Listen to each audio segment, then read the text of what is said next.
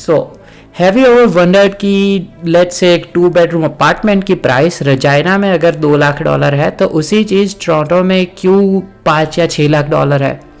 Well, हमने देखा था कि NHPI जो होता है वो हमें एक ओवरऑल कैनेडियन मार्केट का एक ओवरव्यू दे देता है कि how are the prices increasing और decreasing for the whole Canada.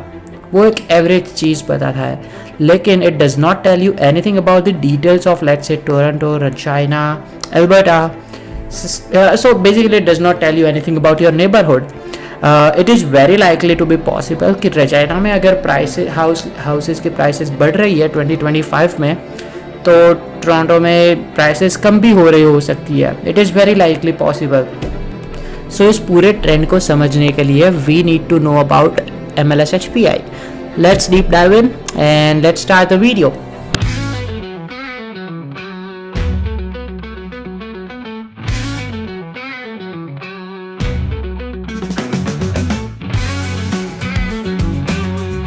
Now, what is MLSHPI? MLSHPI का फुल फॉर्म होता है multiple listing service home price index. Okay, तो MLSHPI जो था it was created by CREA which is the Canadian real estate association.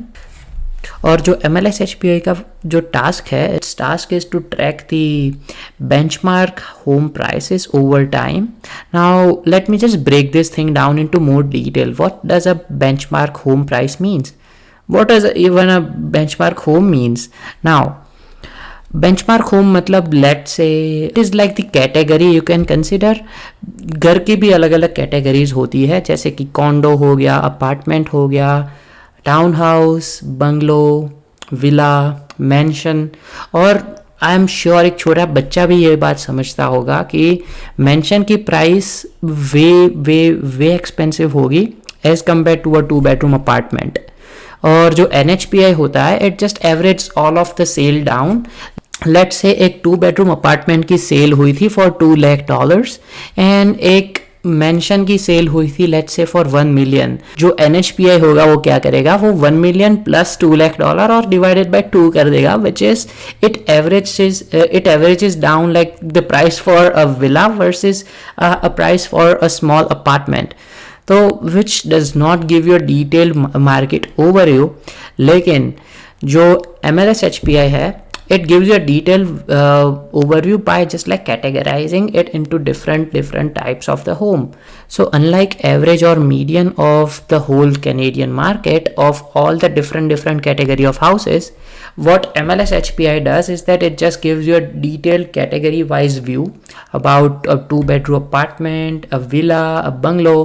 तो आपको ये बात पता चलेगी कि कैसे प्राइसेस बढ़ रहे हैं फॉर दिस पर्टिकुलर कैटेगरी। और आई एम श्योर जब आप घर खरीदते हो आपको ये एक आइडिया होता है कि आपका बजट कितना है और इस बजट में आपको कौन से टाइप का घर लेना चाहिए। I am sure you are aware about that one. और आई एम श्योर कि वो चीज़ भी बहुत फ़र्क पड़ता है कि आप कौन से नेबरहुड में आपका घर ले रहे हो। नाउ रजाइना में फॉर श्योर प्राइसेस कम होती है टोरंटो से। For $3 or $4 lakh you can get a good house in Regina, while you might not even get an apartment in Toronto. So these are the major differences। और इन सारे differences को MLSHPI आपको in detail बताता है। It might be sounding very confusing, so let's just directly go to the graph and let me just show you how exactly it gives you the overview, and I'll just give you a basic comparison view of the Toronto versus Regina market using the MLSHPI. Let's move towards it. So now I have opened the MLSHPI graph. Specifically अब यहाँ पे आप देख सकते हो कि I get the options to choose the Regina, Saskatoon, Winnipeg, Ontario. इसी तरह से बहुत सारे ऑप्शंस और भी है which you can choose as well. अब इस चीज़ के बारे में डिटेल में I mean like how can you get this particular graph, I will just give you a link in the description, you can just go there and download it. So To move forward, I will just tell you one thing about this particular chart. Now, if you see here, like this particular B section, it gives you the things about composite HPI. Now, what is composite HPI? Composite मतलब like detail, just like an NHPI. वो एक पूरे mark, let's say I've chosen Regina, तो वो Regina के पूरे सारे अलग अलग कैटेगरीज के एक एवरेज बना के देगा. Let's say for apartments, for townhouse, for 2-story, 1-story और single family HPI. तो उन सब का एक एवरेज बना के देगा which is composite. और जो HPI है which it is just an index, it is not the value of the house. While if you see on the right hand section, this one you would see composite benchmark और single family benchmark और दूसरे सब benchmark. तो जो benchmark का मतलब होता है it is the price of the particular house.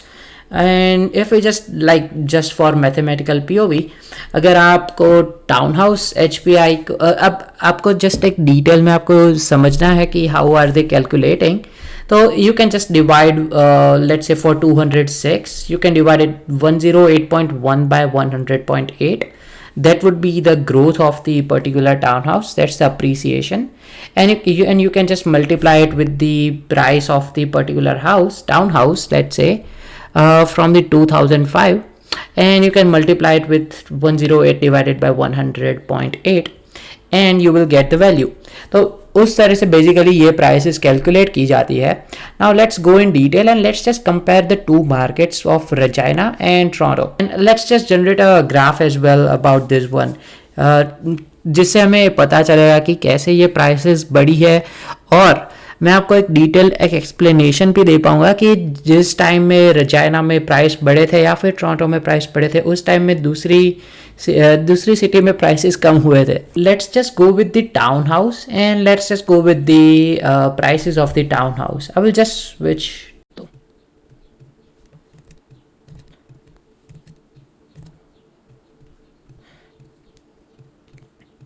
तो चलो हम डिस्कस करते हैं टाउन हाउस के बारे में. Let's just take the example of town house between Regina and Toronto.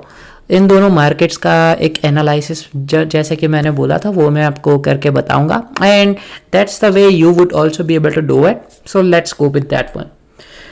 अब यहाँ पे आप देख सकते हो कि मैंने एडजस्ट कर लिया है. This is for Regina and let me just tell you about the Toronto as well. Here it is. So यहाँ पे मैंने ये एडजस्ट करके रखा हुआ है. So let's just generate the graph between both of them. अगर आप कंपेयर भी करना चाहते हो तो अराउंड ओंटारियो में वे टू मच एक्सपेंशन हुआ है मार्केट का, because if you see the prices in 2005 were around like $2 lakh, while in 2024 they are $7 lakh. So बहुत अच्छा appreciation वहाँ पे मिला हुआ है. Well, the prices in Regina are not that much great, but yeah, Regina is also a good place to live, so I won't say anything for that one. So I have generated the graphs basically for Regina and Toronto market. Now let's just analyze both the graphs and let's just see like कौन से time में prices बढ़े थे और क्यों बढ़े थे. Let's just have a detailed look about both the markets. अगर आप देखोगे दोनों मार्केट्स के बीच में, तो टोरंटो में अराउंड 2005 से 2022 तक कंटिन्यूसली ग्रोथ रहा है, वाइल इन रेजिना 2005 से 2007 तक 2008 आई वुड से वहाँ तक एक बहुत अच्छा ग्रोथ रहा था. लेकिन ऑफ कोर्स 2008 में जो क्रैश आया था उसके बाद थोड़े प्राइसेस हिल गए थे. But the Regina market has like basically it has been flat over for a period of from 2008 to 2019. 2008 में देखो तो प्राइस अराउंड $2 lakh थे for a town house, while 2019 में भी सेम प्राइस थे. सो 2008 से 2019 देखने जाओ तो उतना ग्रोथ रहा नहीं है. अगर आपने 2012 या 13 के आसपास घर बेच दिया होता तो you would have got like around 2,50,000 for the same town house. लेकिन उसके बाद प्राइसेस प्रीटी मच सेम रहे हैं. And right now as well if you see the prices are growing for the Regina market, while Toronto में continuously 2005 to 2022 I would say continuous growth रहा है. But the market right now in Ontario is falling. The prices for the new houses, new townhouses or the resale market townhouses are going down. Just देखो आप market के बारे में. तो this is a very wonderful example. Like right now the prices for houses, specifically townhouses, are growing in Regina, while at the same time the prices for the townhouses are decreasing in Ontario for now. So I'm sure this is how you can predict how exactly it would go. This is how you would be able to learn the MLS HPI. Let's move to the next part of this video now.